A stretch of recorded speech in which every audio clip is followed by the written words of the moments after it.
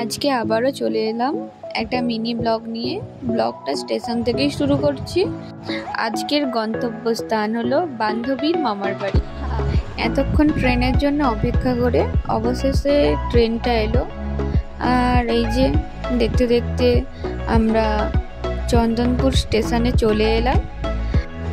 এবার চলে এলাম ওই যে দূরে দেখতে পাচ্ছ তোমরা, ওইখানে টোটো আছে। ওখানে যাওয়ার আগে এই যে এই ওভারব্রিজটা আমাদের পার করে যেতে হবে।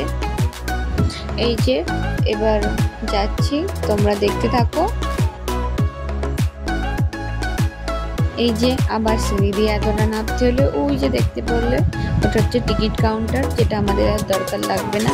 এই যে বাজার, এটা এগুলো পার হয়ে ওই যে দূরে টোটো দাঁড়িয়ে আছে, ওখানে আবার যেতে হবে।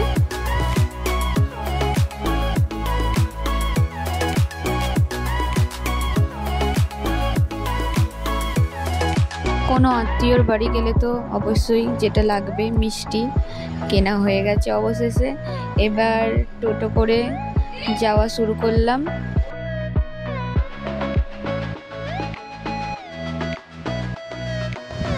যেটার জন্য আমরা এসেছি, এখানে একটা অনুষ্ঠান হচ্ছে, ওটা দেখতে। এবার দেখতে দেখতে আমি মামার বাড়িতে চলে এসেছি। আর ওই যে প্লেটে মিষ্টি এক ভাই খাচ্ছিল, আমাদেরও দিত। আমরা তো এই এলাম, ওর থেকে একটা খেয়ে নিয়েছি। তারপর দেখে এলাম যে কোথায় অনুষ্ঠানটা আর কি হচ্ছে। এই যে এত সুন্দর লাইট দিয়ে সাজিয়েছে, চারপাশে অনেক লোক।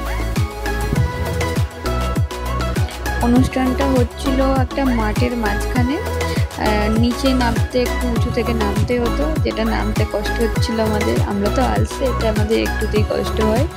তারপরে এই যে একটা কি পানের দোকান ছিল, আর হচ্ছে এই যে মেলা, আর ওই যে স্টেজ, আর ওই যে ফুচকা, যেটা খাবো একটু পরে খাবো, আমরা আগে একটু অনুষ্ঠানটা দেখে নিই। ওই যে বাচ্চা একটা ছেলে আর একটা মেয়ে নাচ করছে।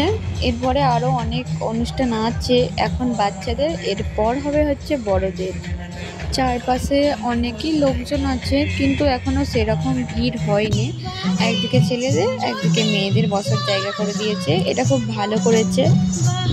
আর এই যে বাচ্চা মেয়েটা যে মানে নাচ করছে আর কি, সে কিন্তু নাচ শেখে না, এটা হচ্ছে মামার মেয়ে হয়, যে খুবই সুন্দর নাচছে। আমি প্রথম ভেবেছি হয়তো নাচ শেখে, কিন্তু না, ও নাচ শেখে না, তারপরেও এতটা সুন্দর নাচ করছে, আমি তো দেখে পুরো অবাক। এর পরের অনুষ্ঠানগুলো দেখতে থাকো। আর এই বাচ্চা মেয়েটাও তো খুবই সুন্দর নেচেছে, বলার কথা নয়, জাস্ট ওয়াও।